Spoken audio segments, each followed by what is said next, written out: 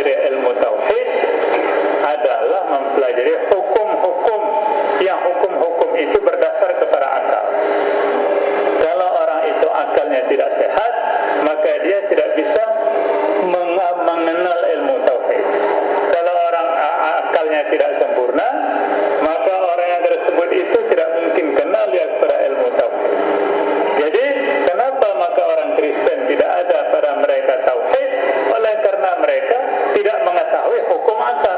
Apa itu hukum akal? 3. Bagaimana wajib pada akal, bagaimana mustahil pada akal, bagaimana boleh jadi pada akal. Kalau kita mengetahui hukum akal, maka barulah kita bisa menangkap sifat-sifat yang wajib